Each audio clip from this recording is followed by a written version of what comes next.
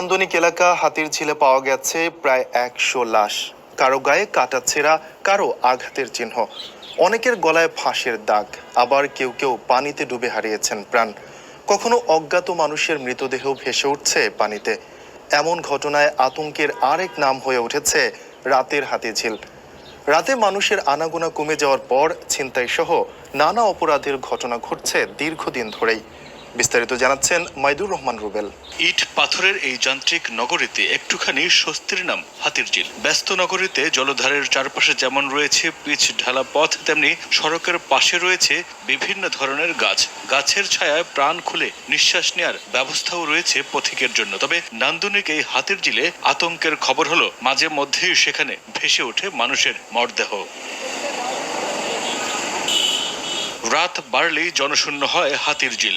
নিরিবিলি থাকার সুযোগে সেখানে হত্যার পর লাশ ফেলে যাওয়ার খবর যেমন রয়েছে, তেমনি লেকে ঝাঁপ দিয়ে আত্মহত্যার খবরও মেলে। স্বাভাবিকভাবেই তাই প্রশ্ন, হাতিরঝিল কি অপমৃত্যুর নিরাপদ জোন হয়ে উঠছে? রাজধানীর পূর্ব পশ্চিমের যোগাযোগ বাড়িয়েছে হাতিরঝিল প্রকল্প, সাথে যানজটের স্থবিরতায় খানিকটা স্বস্তিও দিয়েছে এই সংযোগ সড়কগুলো। মাঝখানে লেক আর চারপাশে সবুজে ঘেরা সড়কে তীব্র গরমেও শীতল পরশ লাগে পথিকের গায়ে। তবে সম্প্রতি শান্ত হাতিরঝিল মাঝে মাঝেই হয়ে ওঠে অশান্ত। মাঝে মধ্যেই মাথাচাড়া দিয়ে ওঠে অচেনা গলির কিশোর গ্যাং। সবচেয়ে বড় আতঙ্ক, হাতিরঝিলের অস্বচ্ছ জলে মাঝে মধ্যেই ভেসে ওঠে মৃতদেহ। সবশেষ ২০ এপ্রিল হাতিরঝিলে ভাসমান অবস্থায় রবিন নামের এক যুবকের লাশ উদ্ধার করে বাড্ডা থানা পুলিশ। তার বাড়ি কুমিল্লার চান্দিনায়। তার ৫ দিন আগে ১৫ এপ্রিল ফয়েজ নামে আরেকজনের লাশ উদ্ধার করে হাতিরঝিল থানা পুলিশ। প্রায় এক যুগ পূর্বে হাতিরঝিল ছিল রাজধানীবাসীর জন্য বিস্ফোরা। ছিনতাইকারীদের ভয়ে দিনের বেলাতেও হাতিরঝিল এলাকা দিয়ে হেঁটে যেতে সাহস করত না মানুষ। ২০১৩ সালে হাতিরঝিল উদ্বোধনের পর প্রকল্পটি যেমন প্রাণ ফিরে পেয়েছে, তেমনি রাজধানীবাসী পেয়েছে দৃষ্টিনন্দন ও উপভোগ্য পর্যটন কেন্দ্র।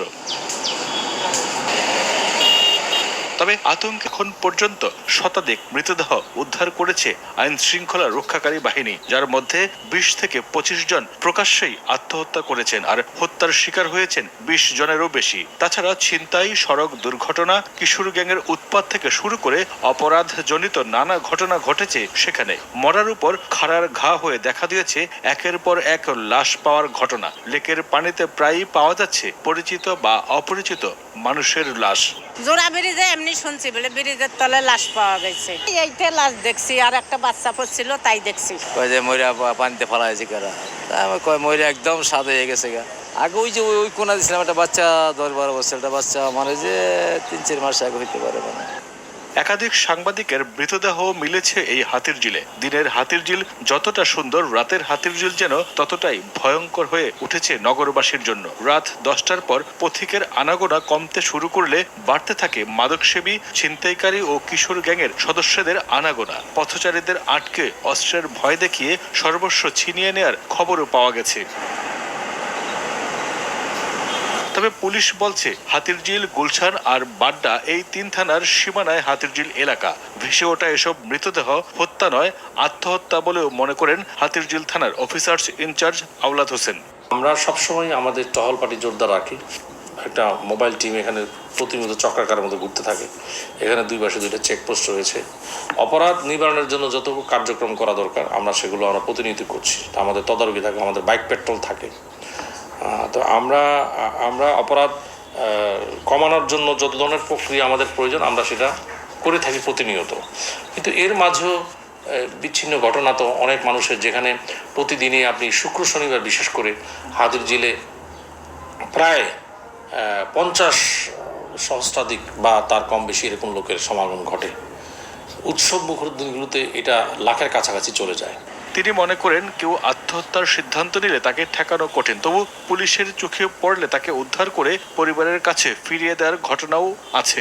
অনেক সময় দেখা যায় যে অভিমানবশত বা বিভিন্ন বিষয়ে বা ক্ষোভ বা ডিপ্রেশন থেকে অনেকে সেখানে আত্মহত্যা করে থাকে, ব্রিজ থেকে ঝাঁপ দেয়।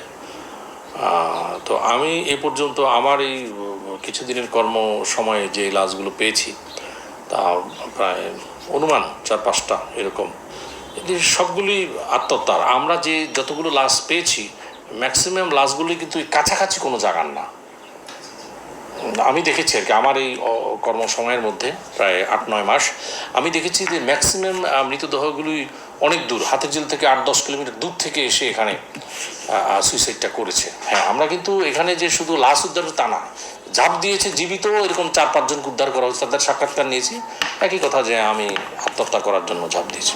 এত কিছুর পরও হাতিরঝিলকে সবার স্বার্থে নিরাপদ করতে প্রশাসন জোরালো ভূমিকা রাখবে এমনটাই প্রত্যাশা ঢাকাবাসীর।